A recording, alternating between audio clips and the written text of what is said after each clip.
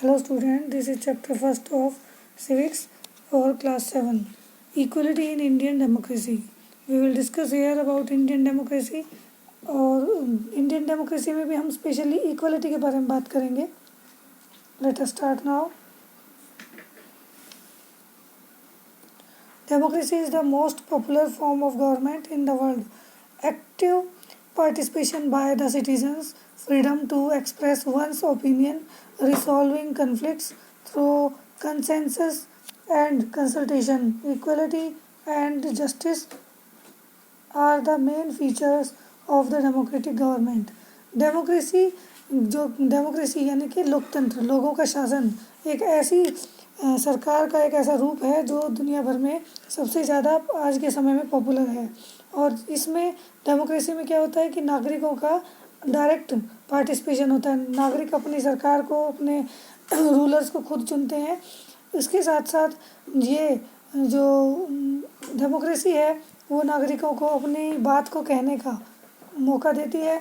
उसके साथ साथ जो कन्फ्लिक्ट्स, आपस में झगड़े होते हैं दूसरे धर्म या जाति के साथ, उनको सुलझाने का काम करते हैं और सहमति से सारे डिसीज़न लिए जाते हैं. आपस में मिलकर सारे काम किए जाते हैं.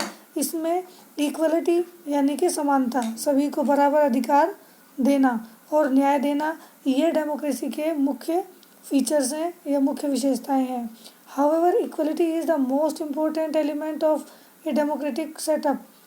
हालांकि समानता जो है वो डेमोक्रेसी का मुख्य एलिमेंट है, मुख्य तत्व है. बिना इस समानता के कहीं भी डेमोक्रेसी स्थापित नहीं हो सकती. Treating everyone equally and upholding the dignity of fellow citizen are core to the democracy. सभी नागरिकों का सम्मान करना और सभी नागरिकों को समानता का अधिकार देना, ये डेमोक्रेसी का मुख्य भाग है. यानी कि बिना इसके डेमोक्रेसी नहीं कही जा सकती. In a democracy, all adult citizens, regardless of their caste, religion, gender or class, enjoy the right to vote.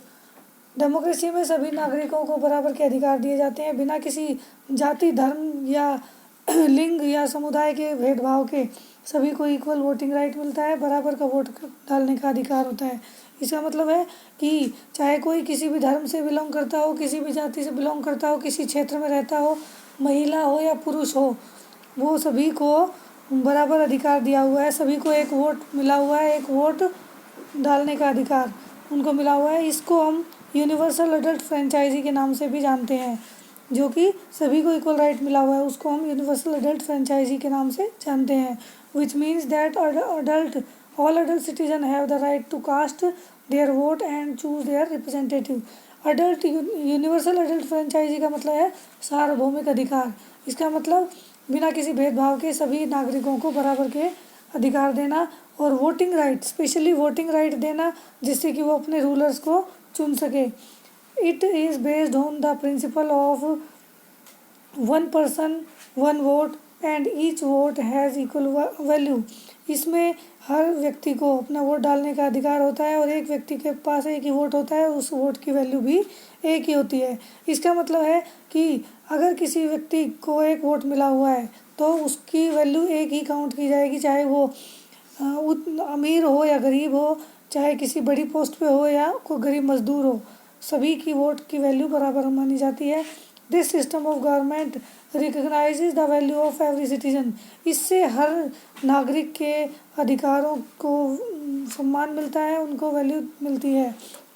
Besides political equality, all democratic governments aim to achieve social as well as economic equality for their citizens.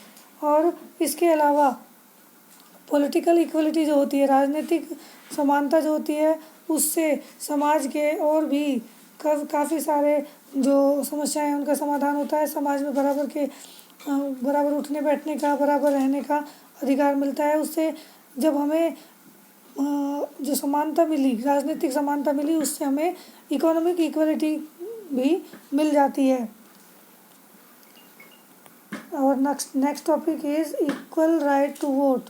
यहाँ पर एक छोटी सी story दी गई है, उसके through हमें ये बताया गया है कि किस तरह से जो इक्वल राइट है वो वोट का, वो कैसे मिला है?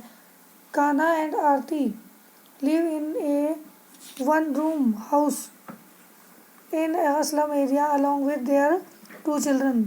कान्हा और आरती अपने एक कमरे के घर में रहते हैं जो कि यहाँ पर पड़ोस में झुग्गी में बना हुआ है, और वहाँ पर वो अपने 2 बच्चों के साथ रहते हैं. Kanha works as a daily wage labour at construction sites and Aarti works as a domestic help.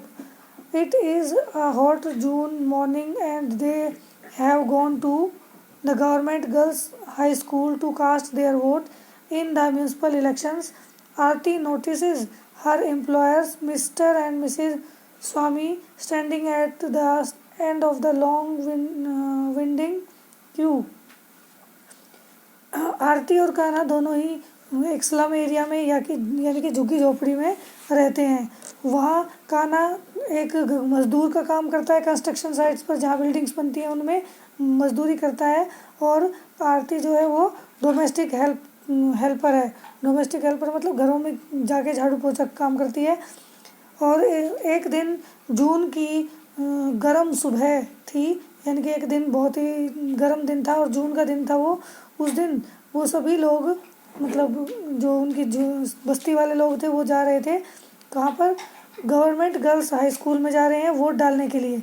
और म्यूनसिपल इलेक्शन यानी कि वहाँ की, जैसे म्यूनसिपैलिटी में हमारे यहाँ भी इलेक्शन होते हैं, ग्राम पंचायत में होते हैं, उसी तरह वहाँ की म्यूनसिपैलिटी के इलेक्शन थे और वहाँ पर वो लोग वोट डालने के लिए गए.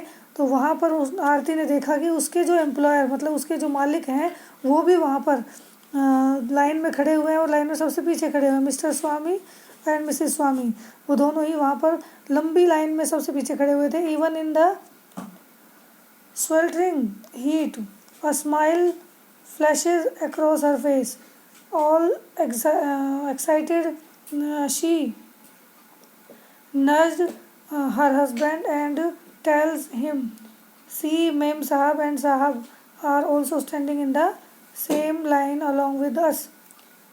उसने कहा, आरती ने बताया अपने हस्बैंड को, इतनी गर्मी और पसीने आ रहे थे, धूप पड़ रही थी, लेकिन फिर भी उसके मुंह पर, उसके फेस पर एक स्माइल थी, उसके चेहरे पर स्माइल थी. और उसने अपने हस्बैंड को बताया कि देखो, मैम साहब और साहब जिनके यहाँ मैं काम करती हूँ वो भी इसी लाइन में खड़े हुए हैं जिसमें कि हम खड़े हुए हैं. Kanha says, Verma ji, my ex employer who owns a toy shop in the mall is also here. तो कान्हा ने बताया कि वर्मा जी, जिनके यहाँ पर वो पहले काम करते थे, उनकी एक खिलौनों की दुकान थी मॉल में, वो भी यहाँ पर खड़े हुए हैं. Both Kanha and Aarti are not aware about democracy, but they feel happy that their vote also has equal value and importance. They get an opportunity to participate in the functioning of government just like others, even though they are poor. आरती और कान्हा को, क्योंकि वो इतने ज़्यादा पढ़े लिखे नहीं थे, इसलिए ये चीज़ समझ में नहीं आई कि उनके एम्प्लॉयर, जो उनके मालिक थे, वो भी उसी लाइन में क्यों खड़े होकर वोट डाल रहे थे.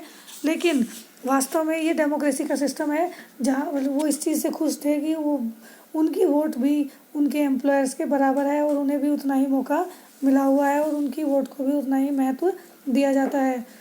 वास्तव में डेमोक्रेसी का जो रूल है वो यही है कि चाहे गरीब हो या अमीर हो, सभी लोगों को इक्वल अपॉर्चुनिटी, समान अवसर प्रदान किए जाते हैं, चाहे वो किसी भी कैटेगरी से बिलोंग करते हों.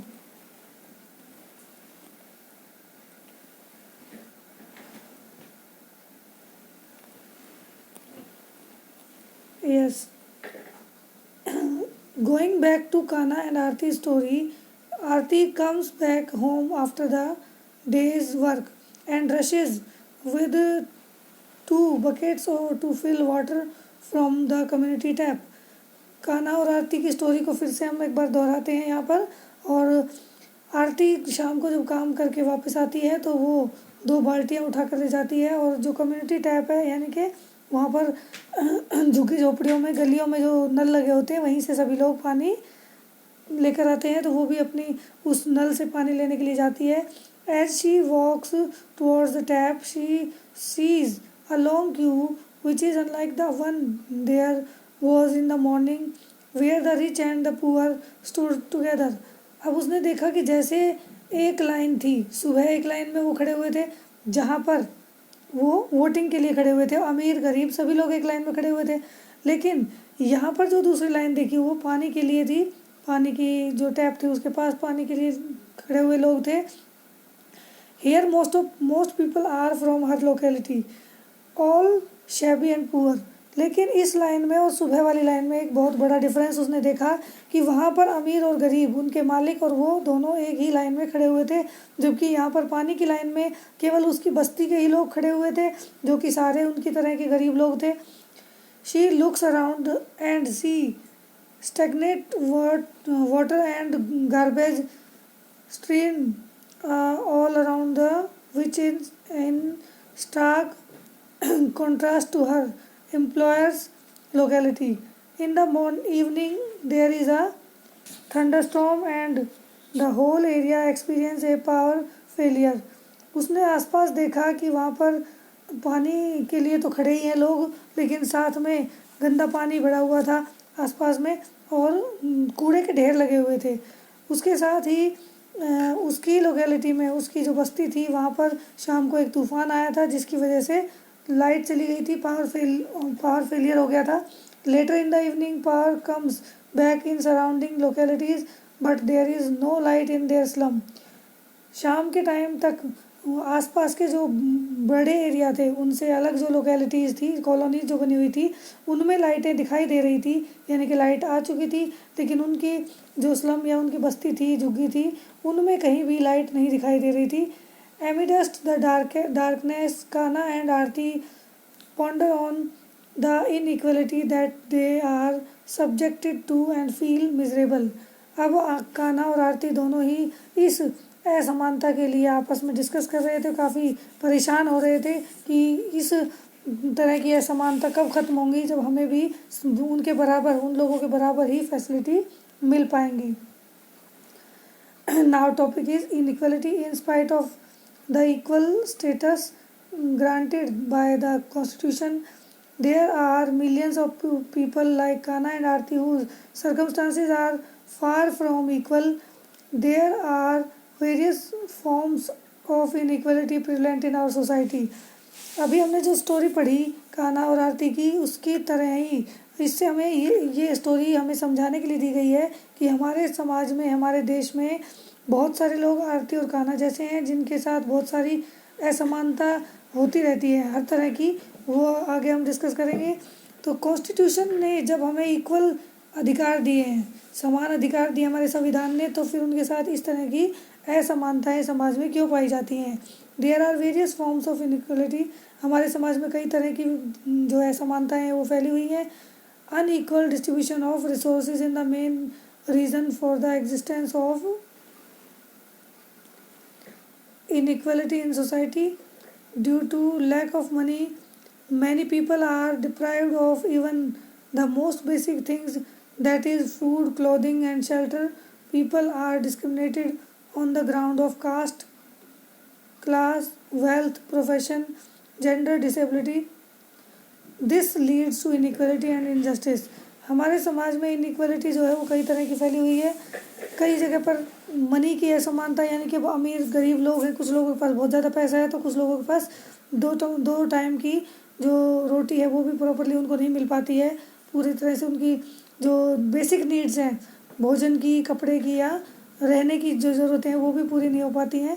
और कुछ लोगों के साथ जाति, धर्म या प्रोफेशन, कोई बड़ा काम करता है, कोई छोटे छोटे काम करते हैं, उनके आधार पर, जेंडर के आधार पर महिलाओं और पुरुषों में भेदभाव होता है। डिसेबिलिटी, कुछ लोग अपंग होते हैं या किसी और तरह की डिसेबिलिटी होती है तो उनके साथ भी भेदभाव किया जाता है। हमारे इस तरह से हमारी सोसाइटी में बहुत सारी असमानताएं फैली हुई हैं। Now caste inequality. The most common form of inequality in our society is the caste system. हमारे देश में जो सबसे ज़्यादा असमानता फैली हुई है वो है कास्ट सिस्टम, जाति भेद। Caste system is classification of society based on profession and this division has been there since ages. जाति सिस्टम जो है या जाति का जो भेदभाव है वो हमारे देश में सैकड़ों सालों से चला आ रहा है, यानी कि काफ़ी पुराना है। इसमें जाति के आधार पर जो प्रोफेशन बटे हुए थे पहले से, वो ऊंचा नीचा माने जाते हैं और वो ऊंचे नीचे के आधार पर उनके साथ भेदभाव किया जाता है। The term scheduled caste is use to refer to people belonging to lower caste. जो नीचे जाति के लोग होते हैं, जो स्वीपिंग झाड़ू वगैरह का काम करते हैं या साफ़ सफाई का काम करते हैं या और छोटे मोटे काम करते हैं, उनको शेड्यूल्ड कास्ट में माना जाता है। और उन लोगों से लोग जो उच्च जाति के लोग हैं वो दूरी बना कर रखते हैं। This system is more predominant in the rural area. और ये जाति भेद जो है वो ग्रामीण क्षेत्रों में कहीं ज़्यादा फैला हुआ है। This system is more predominant in rural area. Many renowned personalities like B.R. Ambedkar, J.G. Phule experienced discrimination on grounds of caste. हमारे देश के बड़े बड़े जो लीडर्स हुए हैं, B.R. अम्बेडकर, वो भी एक लोअर कास्ट से बिलोंग करते थे, और J.G. फुले वो भी लोअर कास्ट से बिलोंग करते थे। इसके कारण उनके साथ बहुत सारे भेदभाव उन्होंने सहे। हालांकि वो एजुकेटेड थे और लॉयर थे B.R. अम्बेडकर तो, और जिनका योगदान हमारे कॉन्स्टिट्यूशन में भी रहा है, लेकिन बावजूद इसके उनके साथ भेदभाव की घटनाएं हुई। Even in the 21st century in many parts of the country under privileged section of society can not use the wealth of upper classes, enter temples, dine with the upper caste people across access public places, and at times are even denied medical attention and even education. हमारे देश में अब 21st century चल रही है। इस समय भी बहुत सारे क्षेत्र ऐसे हैं जहाँ पर ये असमानताएं बहुत ज़्यादा पाई जाती हैं, जहाँ पर क्या क्या असमानताएं हैं कि जो लोअर कास्ट के लोग हैं वो ऊंची जाति के जो कुएं या पानी के टैप बने हुए हैं वहाँ से पानी नहीं ले सकते, मंदिरों में नहीं जा सकते, उनके साथ बैठकर खाना नहीं खा सकते, पब्लिक प्लेसेस जो हैं वहाँ पर नहीं जा सकते, और कई बार तो उनके साथ मेडिकल अटेंशन जो मतलब कि उन्हें इलाज के लिए भी अवॉइड कर दिया जाता है, और एजुकेशन तो उनके पास है ही नहीं। When you flip through the newspaper you find numerous incidents of caste-based hostilities that point towards the existence of unfair caste practices. Homes of lower caste people are situated outside the village, limited as per the dictates to the powerful upper caste. As a result, they are unable to benefit from amenities such as good roads, water, electricity, health care and education.